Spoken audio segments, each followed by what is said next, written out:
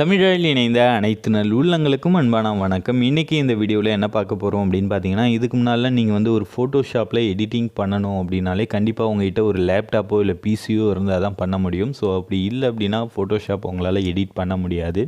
But இனிமேட்டுக்கு உங்களுக்கு வந்து லேப்டாப்பும் பிசியும் தேவைப்படாது. ஏன் அப்படின்னா நான் சொல்லக்கூடிய ஆப்பை வந்து உங்களோட மொபைலில் இன்ஸ்டால் பண்ணிங்கன்னா உங்களோட ஃபோன்லேயே நீங்கள் வந்து ஃபோட்டோஷாப்பை ஃபுல்லாக எப்படி லேப்டாப் பிசியில் யூஸ் பண்ணுவீங்களோ அந்த மாதிரியே நீங்கள் வந்து மொபைல்லையும் யூஸ் பண்ணிக்கலாம்.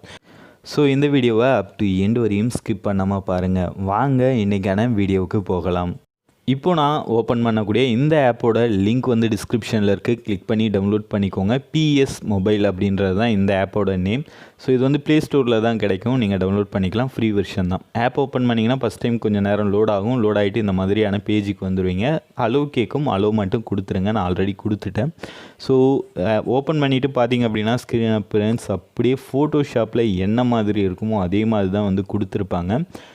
ஸோ எல்லா டூல்ஸ், எல்லா ஃபில்டர்ஸ், எஃபெக்ட் எல்லாமே அப்படியே ஃபோட்டோஷாப்பில் என்ன இருக்கோ அதே தான் இருக்கும். ஒரு சிலது மட்டும் இடம் மாறி இருக்கும், அவ்வளோதான், வேறு எதுவுமே இல்லை.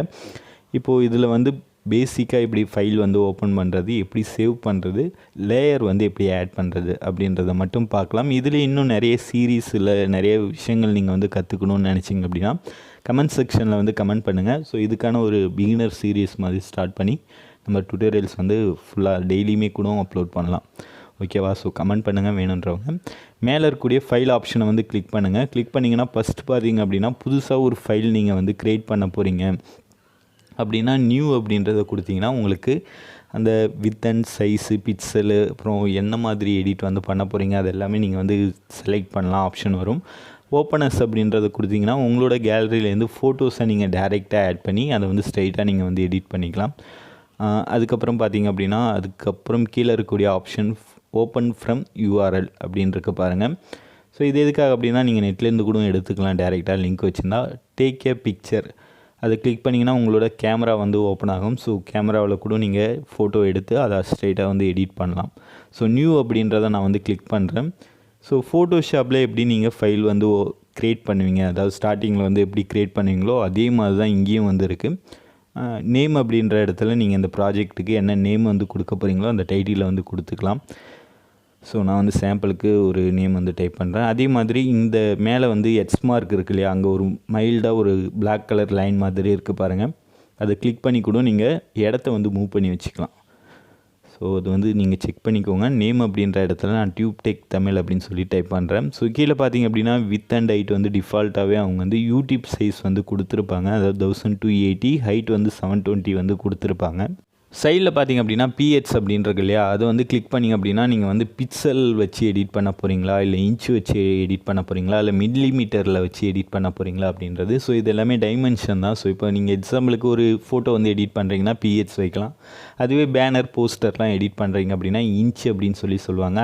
இன்னுன்னு இருக்கு பாருங்கள், அதை செலக்ட் பண்ணிக்கலாம். போஸ்டரோ பேனரோ டிசைன் பண்ண போகிறீங்க அப்படின்னா அப்படி இருக்கு இல்லையா, அது வந்து ஐடி கார்டோ இல்லை விசிட்டிங் கார்டோ எடிட் பண்ண போகிறீங்கன்னா அதுக்கு வந்து அப்படின்றத வந்து நீங்கள் செலக்ட் பண்ணிக்கலாம். டிஃபால்ட்டாகவே உங்களுக்கு வந்து பிக்சல் தான் இருக்கும்.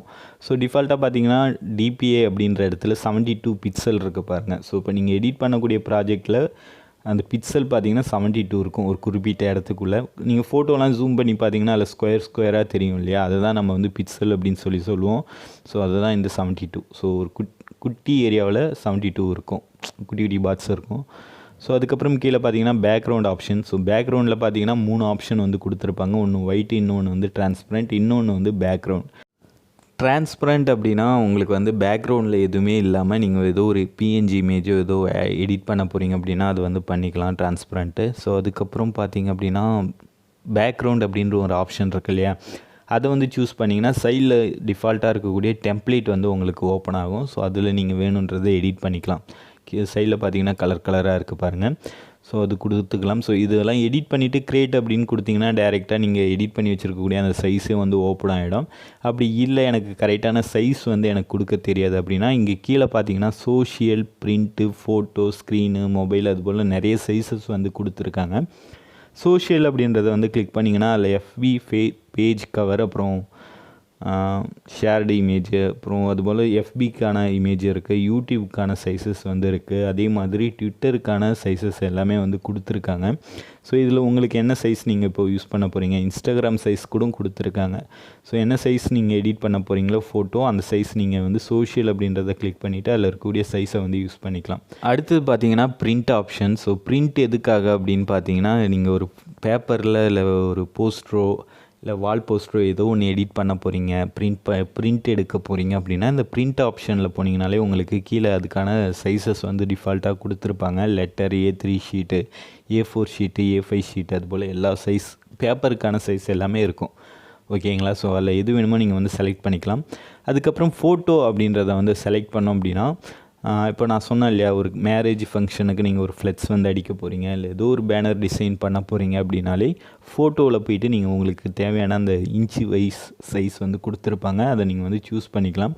ஃபோட்டோ அப்படின்றத டச் பண்ண மேலே பார்த்தீங்க அப்படின்னா ஸ்டார்டிங்கில் PH அப்படின்னு இருந்துச்சு இல்லையா, அது இன்ச்சாக வந்து சேஞ்ச் ஆகிடுச்சு பாருங்கள். இதை தான் நான் வந்து சொன்னேன். நீங்கள் ஒரு பேனர் டிசைன் பண்ணுறீங்க அப்படின்னா அதுக்கு வந்து இன்ச் வந்து கொடுக்கணும் அப்படின்னு சொல்லியிருந்தேன். நீங்கள் கீழே இருக்கக்கூடிய சைஸை வந்து செலக்ட் பண்ண சைடில் இருக்கக்கூடிய அந்த டெம்ப்ளேட்டுக்கான சைஸை வந்து சேஞ்ச் ஆகிட்டே இருக்கும். நீங்கள் என்ன சைஸ் செலக்ட் பண்ணுறீங்க அப்படின்றத சைடில் கூட ப்ரிவியூவாக பார்த்துக்கலாம். ஸோ இதெல்லாமே செக் பண்ணுங்கள். ஸோ இங்கே இருக்கக்கூடிய சைஸ் நீங்கள் வந்து செலக்ட் பண்ணலை, இல்லை நீங்களே ஒரு சைஸ் வந்து எடிட் பண்ண போகிறீங்க அப்படின்னாலும் மேலே வித் அண்ட் ஹைட் அப்படின்ற ஆப்ஷனில் போயிட்டு உங்களுக்கு வேணுன்ற சைஸ் நீங்கள் வந்து எடிட் பண்ணிக்கலாம். ஓகேங்களா? ஸோ இப்போது நான் ஆல்ரெடி செலக்ட் பண்ணதால சைஸ் வந்து மாறிடுச்சு. ஸோ ஸ்டார்டிங்கில் இருந்த அதே சைஸே நான் வந்து சும்மா டைப் பண்ணிக்கிறேன். யூடியூப் தம்ப்நெயில் சைஸ் நான் வந்து செலக்ட் பண்ணிக்கிறேன். அதாவது 1280 வித்து ஹைட் வந்து 720 கொடுத்துட்டு கீழே பார்த்தீங்கன்னா கிரியேட் அப்படின்னு இருக்கு இல்லையா, அது கொடுத்தனா இந்த மாதிரி நமக்கு ஒரு ப்ராஜெக்ட் வந்து ஒயிட் கலரில் க்ரியேட் ஆகிடும். ஸோ இதை தான் நான் வந்து இவ்வளோ நேரம் சொன்னேன்.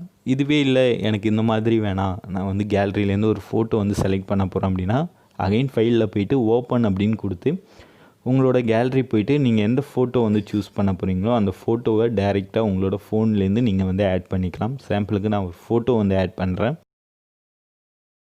ஸோ இப்போ இந்த ஃபோட்டோவை நான் செலக்ட் பண்ண உடனே பார்த்தீங்க அப்படின்னா தனியாக ஒரு டேபாக தான் வந்து ஆட் ஆகும். மேலே பார்த்தீங்கன்னா இந்த இடத்த பாருங்கள், டியூப் டெக் தமிழ் நம்ம க்ரியேட் பண்ண ப்ராஜெக்ட் அது, இப்போது ஆட் பண்ண ஃபைல் இது. ஸோ ரெண்டும் வந்து தனித்தனியாக தான் இருக்கும். வேணும்னா இதை நீங்கள் கொண்டு போயிட்டு அங்கே வந்து யூஸ் பண்ணிக்கலாம். ஸோ டூல்ஸ் ஆப்ஷன் எல்லாமே நம்ம வந்து தனியாக பார்க்கலாம். ஸோ அடுத்தது பார்த்திங்க அப்படின்னா லேயர் வந்து எப்படி யூஸ் பண்ணுறது அப்படின்னு சொல்லி பார்க்கலாம். ஸோ அதுக்கு முன்னாடி நீங்கள் ஃபஸ்ட் டைம் வந்து இந்த ஆப்பை ஓப்பன் பண்ணக்குள்ளே உங்களோட ஸ்க்ரீன் அப்பியரன்ஸ் பார்த்திங்க அப்படின்னா ப்ராஜெக்ட் க்ரியேட் பண்ணதுக்கப்புறம் ஸோ எப்படி இருக்கும் அப்படின்னு பார்த்தீங்கன்னா நான் எல்லாமே வந்து கொஞ்சம் சேஞ்ச் பண்ணி வச்சுருக்கேன். சைடில் இருக்கக்கூடிய அந்த விண்டோவை வந்து நான் கம்மி பண்ணி வச்சுருக்கேன். ஸோ அதில் ஏரோ மார்க் இருக்கும், ஸோ சின்னதாக இருக்குது பாருங்கள், அதை வந்து கிளிக் பண்ணிங்கன்னா இந்த மாதிரி நீங்கள் வந்து மினிமைஸ் பண்ணிக்கலாம்.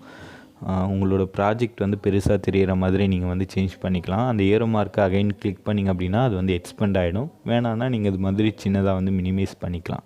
பார்த்திங்கன்னா தெரியும். ஸோ இது மாதிரி கூட நீங்கள் வந்து பண்ணிக்கலாம்.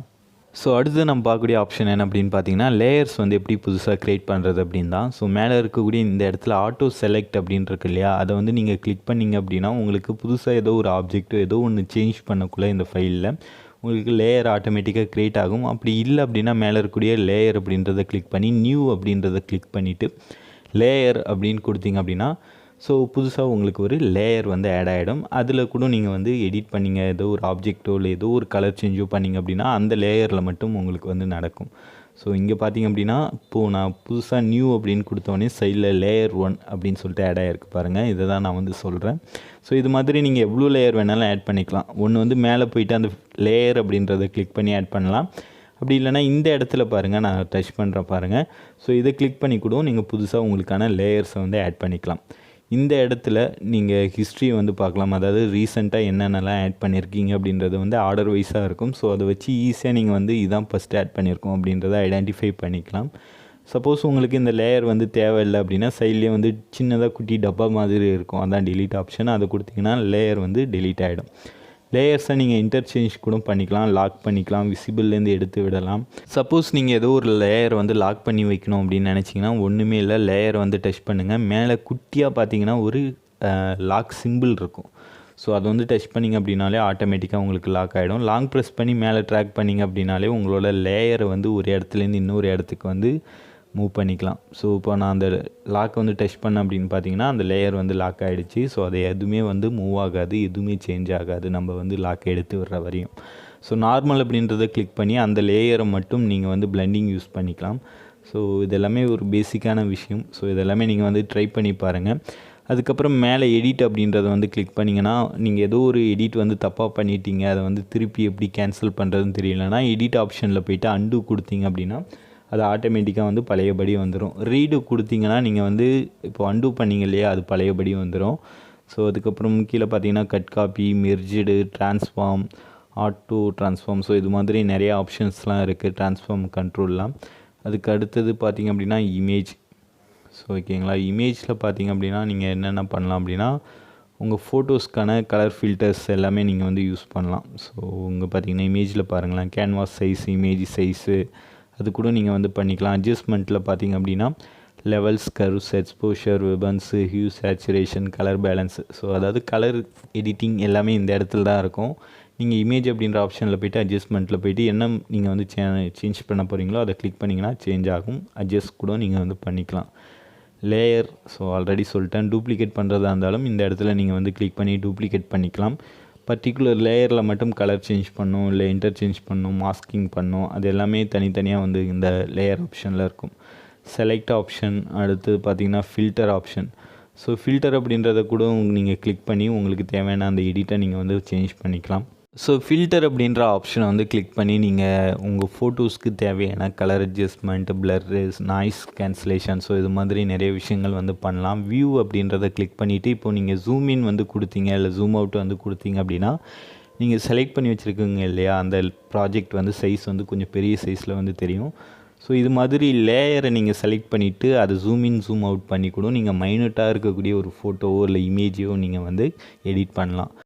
ஸோ அதுக்கப்புறம் விண்டோ, ஸோ இதில் வந்து நீங்கள் எடிட் பண்ணக்கூடிய அந்த லேயர் எல்லாமே சைடில் இருக்குது இல்லையா, ஸோ அதை வந்து எப்படி எந்த மாதிரி வியூவில் வேணும் அப்படின்னு சொல்லிட்டு நீங்கள் வந்து சேஞ்ச் பண்ணிக்கலாம். சர்ச் பார் இருக்குது, ஸோ ஏதாவது ஃபைல் வந்து சர்ச் பண்ணணும், இல்லை எஃபெக்ட் வந்து சர்ச் பண்ணனா கூட நீங்கள் அந்த ஃபைலில் போய்ட்டு அதாவது சர்ச் ஆப்ஷனில் கூட நீங்கள் போய்ட்டு பண்ணலாம்.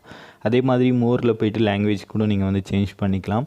ஸோ இப்போ இந்த வீடியோவை அதாவது இப்போ நீங்கள் எடிட் பண்ணி முடிச்சிட்டிங்க, அதை எப்படி சேவ் பண்ணுறது அப்படின்னு சொல்லிட்டு சொல்கிறேன். ஃபைல் அப்படின்ற ஆப்ஷன் போனீங்க அப்படின்னா சேவ் எக்ஸ்போர்ட் அஸ் அப்படின்னு இருக்குது, சேவ் எஸ் பிஎஸ்டின்னு இருக்குது. ஸோ ஃபோட்டோஷாப் டாக்குமெண்ட்டாக கூட நீங்கள் வந்து இதை சேவ் பண்ணிக்கலாம். ஸோ சேவ் பண்ணிவிட்டு வேறு யாருக்கோ டாக்குமெண்ட்டாக சென்ட் பண்ணி அவங்க கூட அவங்க மொபைலில் இதே ஃபைலை வந்து யூஸ் பண்ண முடியும். ஸோ எக்ஸ்போர்ட் அஸ் அப்படின்றத கிளிக் பண்ணிவிட்டு என்ன ஃபார்மெட்டில் நீங்கள் உங்களோட ஃபோட்டோ சேவ் பண்ண போகிறீங்க, ஃபைலை சேவ் பண்ண போகிறீங்களோ அந்த ஃபார்மெட் நீங்கள் வந்து செலக்ட் பண்ணிக்கலாம். அதாவது அங்கே இருக்கக்கூடிய அந்த ஜேபக், பிஎன்ஜி அது மட்டும் இல்லாமல் இன்னும் எக்கச்சக்கமான ஃபார்மெட் வந்து இருக்குது. ஸோ இதில் உங்களுக்கு என்ன ஃபார்மெட் வேணுமோ அந்த ஃபார்மெட்டில் நீங்கள் எடிட் பண்ணி சேவ் பண்ணிக்கலாம். ஸோ இந்த ஆப் பற்றி இன்னும் டீட்டெயிலாக எல்லா டூல்ஸுமே உங்களுக்கு வந்து தெரியணும் அப்படின்னு நினச்சிங்கன்னா மறக்காமல் இந்த வீடியோவோட கமெண்ட் செக்ஷனில் கமெண்ட் பண்ணி ஒரு சீரீஸ் வந்து ஸ்டார்ட் பண்ணி எல்லா டூல்ஸ் அண்ட் எடிட் எல்லாமே நம்ம வந்து ஒன் பை ஒன் வந்து பார்க்கலாம். ஸோ எவ்வளோ பேர் கமெண்ட் பண்ணுறீங்களோ அதுக்கு தகுந்த மாதிரியான சீரீஸை நான் உடனே வந்து ஸ்டார்ட் பண்ணுறேன். ஸோ இந்த வீடியோ உங்களுக்கு புரிஞ்சிருக்கும், பிடிச்சிருக்கும் அப்படின்னு நான் நினைக்கிறேன். ஸோ புரிஞ்சிருந்தாலும் பிடிச்சிருந்தாலும் லைக் பண்ணுங்கள், கமெண்ட் பண்ணுங்கள், மறக்காமல் நம்ம சேனலுக்கு சப்ஸ்கிரைப் பண்ணுங்கள். முடிஞ்ச இந்த வீடியோவை உங்கள் ஃப்ரெண்ட்ஸ்க்கும் ஷேர் பண்ணி அவங்களையும் நம்ம சேனலுக்கு சப்ஸ்கிரைப் பண்ண சொல்லுங்கள். நன்றி, வணக்கம்.